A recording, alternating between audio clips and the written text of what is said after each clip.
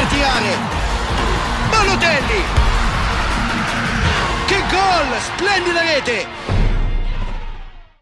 I'm currently hanging backstage at EA Electronic Arts, but it's all about kind of the games and sports. Yes. Because you guys do sports games very, very well. Thank you. FIFA is one of the big franchises that's happened. We're up to FIFA 14.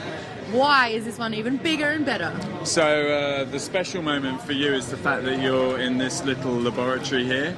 And what we're showing is all of the new generation of consoles. So our FIFA game over there, we're actually have a full playable version of FIFA on Xbox One, which is the new Microsoft console. So what that gives us is a load more horsepower and a new engine in the form of Ignite that allows us to not just have better graphics, not have just better performing AI for the football players, but better motion, a living world around them, and really does bring the whole game much more to life. The Xbox One was only recently announced, and you've said you've got a complete game, like you've done the game. Well, we've not quite finished yet. It's early days, but I mean, it's fully working. You know, one of the lucky things about being in EA Sports is the fact that we got our amazing team back in Vancouver, where I work, and the other parts of the EA Sports label, which is down in Tiburon in Florida, all collaborating on this new engine that basically allows us to have, as I say, this living world, loads of stuff going on in the environments, loads of cool graphics, loads of fantastic animations, and also the most believable kind of performance of the athletes on the pitch. So that's been a collaborative effort between Vancouver and Tiburon. So is the kind of the goal and the appeal for the gamer is to make it as real as possible, so it's like they're on the field and they can smell the grass and like they're like they're a superstar? As much as the new consoles are brilliant, they don't have smells. Not yet. But the idea that, you know, we're creating the most believable and authentic recreation of the sport, in our case of soccer or football, for our fans is one part, but also that it's got to be really well kind of balanced and play really well. It can't be boring and you know, you've got to completely time everything perfectly. It's still an awesome game.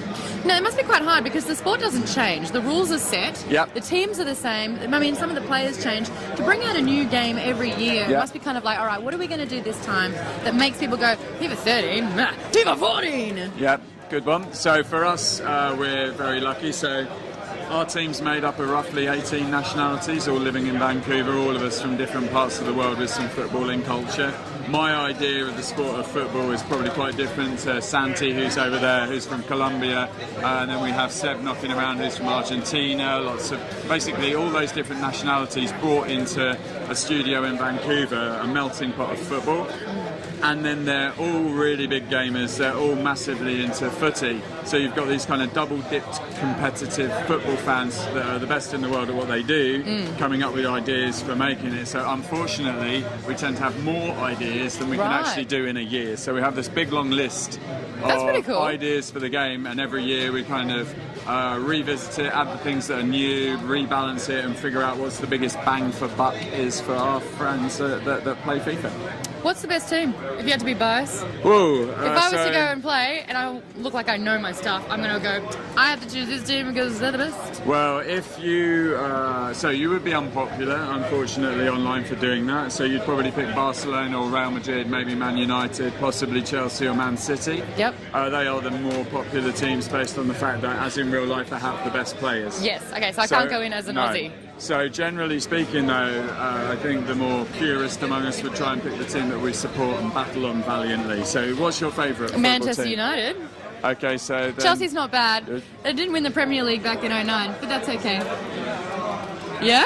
There you go, well done. Yes, thank you very much. My problem when I play FIFA, this is maybe because I'm sadistic. I like to hurt people, so the tackling function, I just get sent off straight away. So unfortunately for you, we've got a new feature this year called Pro Instincts, which allows the players on the pitch to anticipate what you're about to do and react accordingly. Jump over. So they'll try and hurdle your tackles, put an arm out to stop you getting too close, that kind of thing. Oh, it makes it even harder for me to hurt people. Yes. Oh, dear. So for the sports fans, why FIFA 14? When's it coming out? Give us all the juice. So, as far as the game's concerned for your average sport fan or video games fan, we remain one of the most critically acclaimed, highly rated video games on planet Earth, period. So if you like games, it's a good game. The second part of it is, you know, as far as football's concerned, it's the most authentic recreation of the sport that there is. So if you like football, you should check it out too. But I think overall it's just a brilliantly fun game to play with your mates around at your house or online if you want to, all that kind of stuff. So it's a great game, it's a lot of fun, and the new consoles just make it perfect. And it's all about trying to get the girlfriends involved as well. Yeah, well, I've got 2 young daughters and they both love playing the game, so... There you go, no one misses out. Thank you so much for that. No worries. I'm going to go play some now. Okay, cool.